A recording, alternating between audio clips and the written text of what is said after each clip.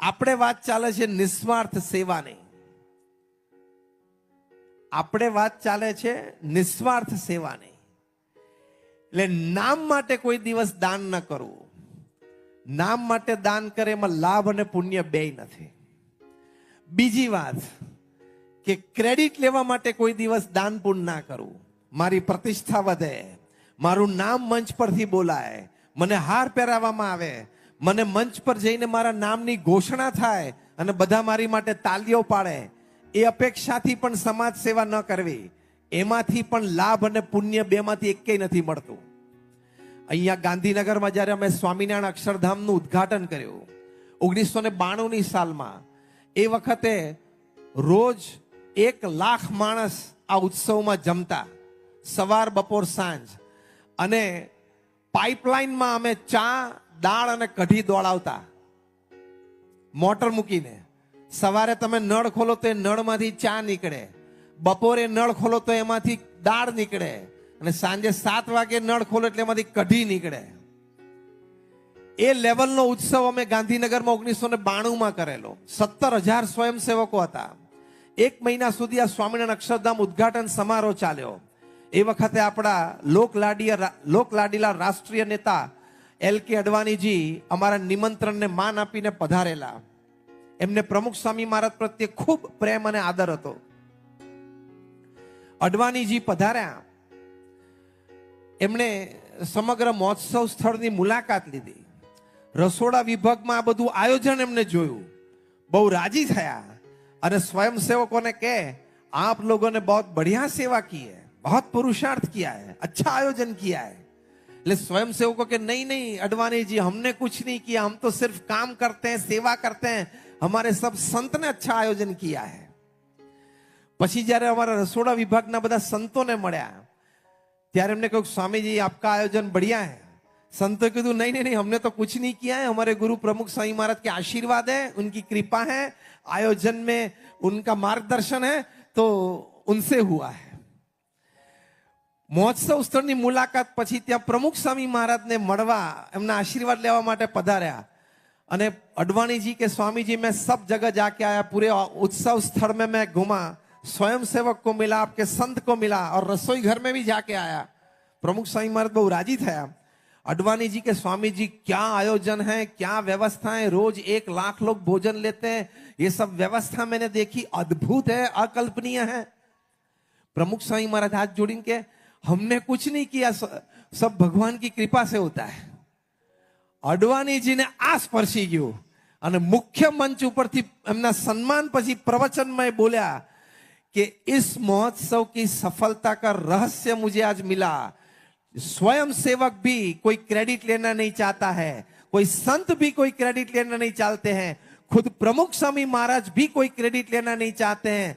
सब कहते हैं भगवान की कृपा से हुआ, तो ये महोत्सव जरूर सफल रहेगा. ક્રેડિટ લેવા માટે તમે સેવા કરો ને, તમારી એનર્જી 10% ઉપર આવી જાય. અંગ્રેજીમાં કહેવત છે, if everybody decides that I don't want to get or don't want to crave for the credit, you can't imagine to which level of success you can go. કે સાથે રહીને જે ટીમમાં કામ કરતા હોય, સંસ્થામાં સાથે રહીને જે ટ્રસ્ટીઓ સેવા કરતા હોય, એમાં જો બધા નક્કી કરે કે ક્રેડિટ જેને પણ મળે, આપણે એની કોઈ ચિંતા નથી, આપણે સેવા જ કરવી છે. જેના નામની ઘોષણા થાય, જેના નામની તાલીઓ પડે, અમે રાજી છીએ.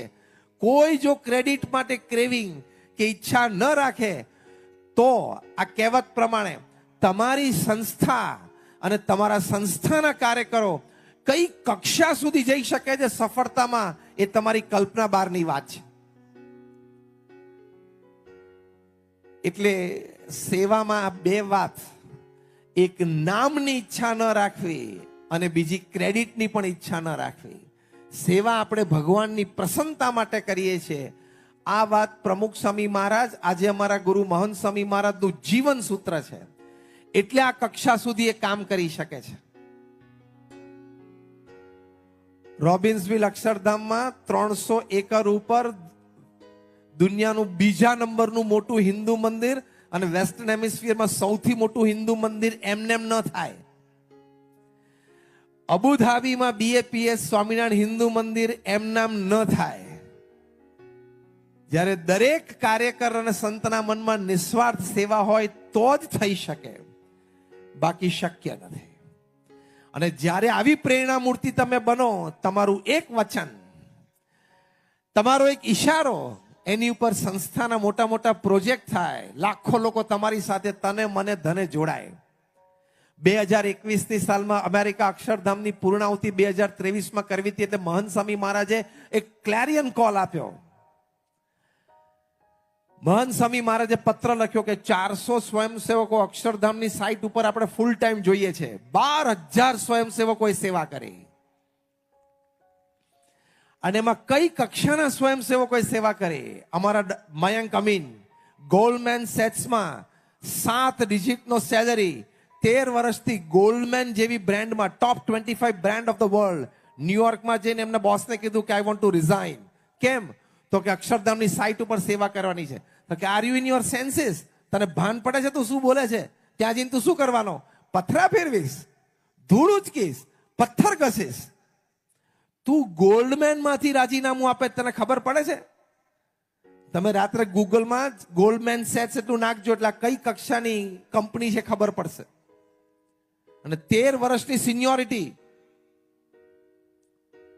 13 વર્ષની સિનિયોરિટી, અને ન્યુયોર્ક મેનહટનમાં ઓફિસ, રાજીનામું આપીને 2.5 વર્ષ સેવા કરી. અને પોતે ઇન્ટરવ્યુમાં બોલ્યા પ્રતિષ્ઠા મહોત્સવ વખતે કે જીવનનો સર્વોચ્ચ આનંદ 2.5 વર્ષમાં આવ્યો. મહંત સ્વામી મહારાજના એક કોલ ઉપર આવા સ્વયંસેવકો, એક અમારો યુવાન, એની ઉંમર 20 વર્ષની, જ્હોન હોપકિન્સ ઇન્સ્ટિટ્યૂટમાં મેડિકલ કોર્સ કરતો હતો. અગેન તમે રાત્રે જ્હોન હોપકિન્સ નાખજો એટલે ખબર પડશે કઈ કક્ષાની મેડિકલ ઇન્સ્ટિટ્યૂટ છે. અમેરિકાની ટોપ 3 મેડિકલ સ્કૂલ્સમાંની એક કોલેજ, જ્હોન હોપકિન્સ ઇન્સ્ટિટ્યૂટ. ત્યાં મેડિકલ કોર્સમાં એને મેરિટ પ્રમાણે એડમિશન મળેલું. 2nd યર પૂરું કર્યું. એમણે એના ડીનને કીધું કે I want 1 year of. What are you talking? તો કે હા, શું કરવું છે? ધીસ ઇઝ અક્ષરધામ, માય ગુરુ હેઝ ગિવન અ કોલ. મારા ગુરુ મહંત સ્વામી મહારાજે કોલ આપ્યો છે, મારે ત્યાં સેવા કરવા જવાનું છે.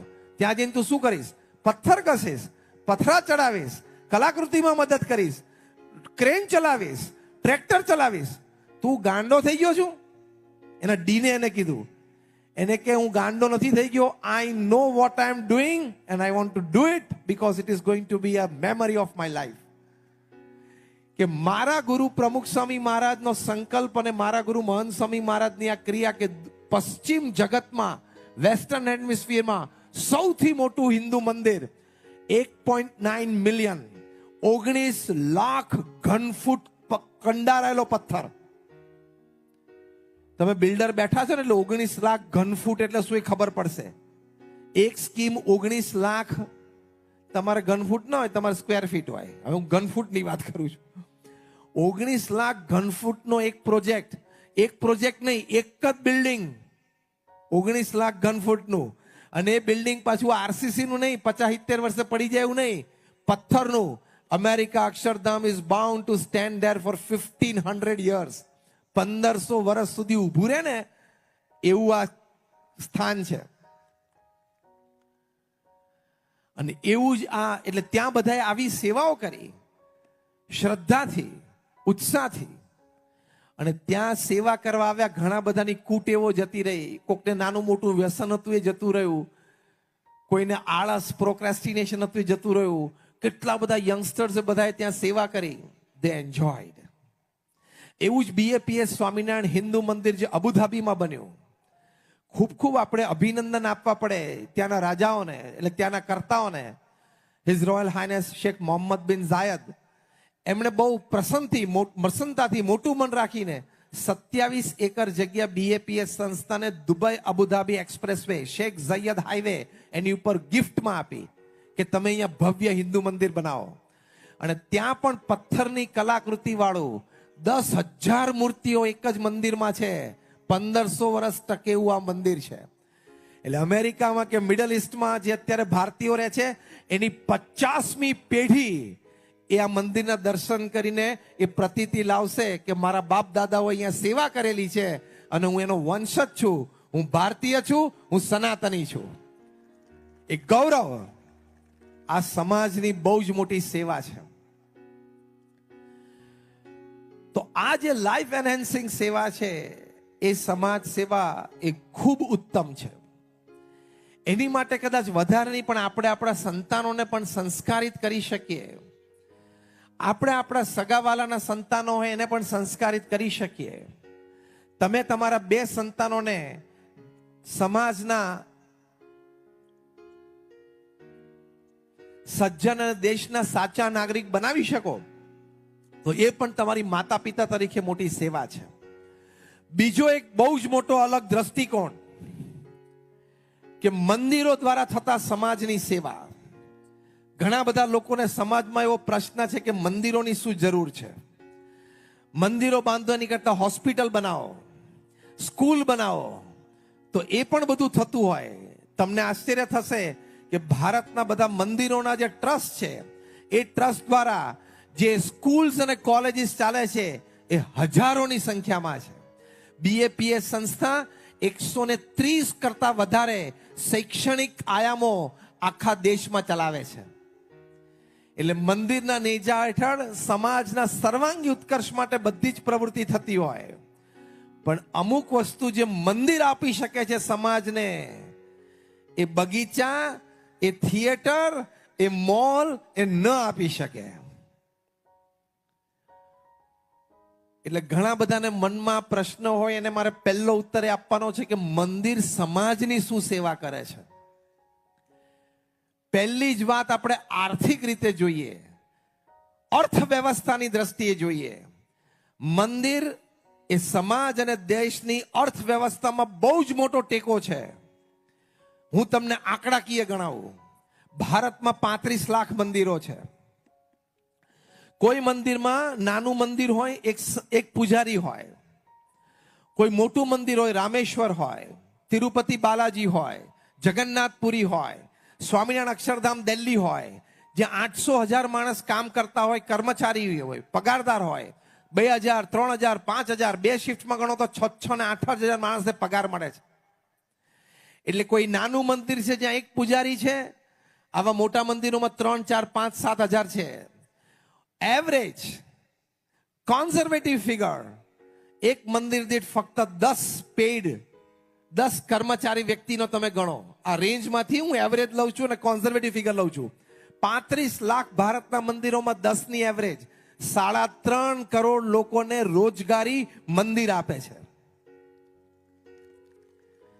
હજી આગળ ગણાવું. આ ડિરેક્ટ એમ્પ્લોયમેન્ટ થઈ. હવે ઇનડિરેક્ટ એમ્પ્લોયમેન્ટ. મંદિરની બહાર બેસીને કોઈક ફુલહાર વેચે છે. મંદિર એને પગાર નથી આપતું, પણ એની રોજી રોટી એના આધારે ચાલે છે. મંદિરની બહાર બેસીને કોઈ નાળિયેર શ્રીફળ વેચે છે, કોઈક અબીલ ગુલાલ વેચે છે, કોઈક પુષ્પ વેચે છે. એમાં બૌદ્ધા લોકો કોઈ ખોટખાપણ વાળા હોય છે, કોઈ વિધવા બહેનો હોય છે, કોઈ વૃદ્ધ બહેનો હોય છે જેને ઓછો સાથ સહકાર સમાજમાં હવે રહ્યો ના હોય. એવા લોકોને ઇનડિરેક્ટ એમ્પ્લોયમેન્ટ એ મંદિર છે એટલે એને પ્રાપ્ત થાય છે. અને મંદિરની બહાર આવું નાળિયેર અને ફૂલ લઈને બેસનાર વ્યક્તિ, એની પાસે કોઈ બીજી બુદ્ધિ આવડત ને કળા નથી કે બીજે ક્યાંક એને નોકરી મળે. 35 લાખ મંદિરોનો અગેન કોન્ઝર્વેટિવ ફિગર, 2 વ્યક્તિ ખાલી મંદિર દીઠ લો એટલે 70 લાખ લોકોને મંદિર આર્થિક રીતે ઇનડિરેક્ટ ટેકો આપે છે. 3.5 કરોડ ને 70 લાખ એટલે 4.25 કરોડ થયા. 3.5 કરોડ અને 70 લાખ એટલે 4.25 કરોડ લોકો થયા. હવે ત્રીજા પ્રકારની એમ્પ્લોયમેન્ટ, જેને ઓક્ઝિલરી એમ્પ્લોયમેન્ટ કહેવાય. ઓક્ઝિલરી એમ્પ્લોયમેન્ટ એટલે શું? કે અહીંયા અમદાવાદથી કોઈએ બસ કાઢી કે આપણે જગન્નાથપુરી જાત્રાએ જવું છે, એટલે એ જાત્રામાં 50 વૃદ્ધો કે 50 મિડલ એજેડ લોકો બેઠા. જગન્નાથપુરી બસ પહોંચી અમદાવાદથી, ત્યાં સુધીમાં એને 3 કે 4 નાઇટ હોલ્ટ કર્યા. તો જ્યાં નાઇટ હોલ્ટ કર્યા ત્યાં હોટલમાં કે લોજમાં રોકાણા, ત્યાં અર્થવ્યવસ્થા ઇકોનોમી ચર્ન થઈ. ખબર પડી? ઇન્દોરમાં રાત રોકાણા, સવાર ઉઠીને બધાને બહાર કેળાની લારી જોઈને બધાને થયું કે આ કેળા બહુ સારા છે, ખરીદીએ. તો કેળા વાળાને સાંજ સુધીનો જે વેચાણ હતું એ સવારે 2 કલાકમાં થયું. અને એક જગ્યાએ ઇકોનોમી ચર્ન થાય છે. એ બસના ડ્રાઈવરને 10 દિવસ 8 દિવસની નોકરી મળી, અહીંથી જગન્નાથપુરી જઈને પાછા આવવાની. કંડક્ટરને 8 દિવસની નોકરી મળી, અને બસના માલિકને એ મહિનાનો અને 2 મહિનાનો હપ્તો સારો નીકળી ગયો. આખી ઇકોનોમી ચર્ન થાય છે, અર્થવ્યવસ્થા આખી એમાં ગોઠવાય છે. આ ઓક્ઝિલરી એમ્પ્લોયમેન્ટ કહેવાય. એ એક મંદિર દીઠ ફક્ત તમે કોન્ઝર્વેટિવ ફિગર 3 ગણો, કારણ કે ભારતમાં રોજ હજારો બસ તીર્થયાત્રાએ નીકળે છે. એ મંદિરો છે એટલે તીર્થયાત્રા થાય છે, બાકી કઈ મોલમાં થિયેટરમાં તીર્થયાત્રા થાય? મંદિરો છે 500 વર્ષ જૂના, 800 વર્ષ જૂના, 1000 વર્ષ જૂના.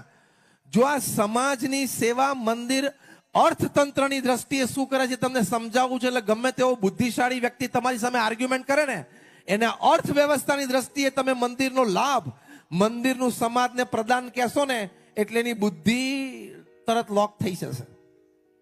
આઈ ચેલેન્જ એન્ડ ગેરંટી. 3 વ્યક્તિ ઓક્ઝિલરી એમ્પ્લોયમેન્ટમાં તમે ગણો એટલે 35 ગુણ્યા 3, 1 કરોડ ને 5 લાખ લોકોને એમાં નોકરી મળે છે. એટલે 4.25 કરોડ અને 1 કરોડ ને 5 લાખ, આપણે 5.25 કરોડ લોકો ગણો કે જેને મંદિર નોકરી આપે છે. હજી તો એ મંદિરના પથ્થરો જે ખાણમાંથી નીકળે છે એના મજૂરોની વાત નથી કરી મેં. એ પથ્થરો ત્યાંથી જે લાવે છે, લોજિસ્ટિક્સ અને ખટારાવાળા જે આ ખટારામાં ભરીને લાવતા હોય, એ ઇકોનોમીની વાત નથી કરી. હજી એ પથ્થરોને ઘડવા માટે જે કારીગરો છે, એ કારીગરોની કળા પણ સચવાય છે અને એ કારીગરોને નોકરી પણ મળે છે. હજી એ એક આખું ઇકોનોમિક તંત્ર છે એની વાત નથી કરી મેં. 2023-2024 ભારત સરકાર તરફથી પ્રોજેક્ટ ટાઈગરમાં 331 કરોડ રૂપિયાનો ખર્ચો છે. એટલે કે વાઘને બચાવવો, વાઘનું કોન્ઝર્વેશન માટે 331 કરોડ હોય, તો માણસના હાથમાં પથ્થરમાં ડિઝાઇન કરવા માટેની જે કળા છે એના કોન્ઝર્વેશન માટે પણ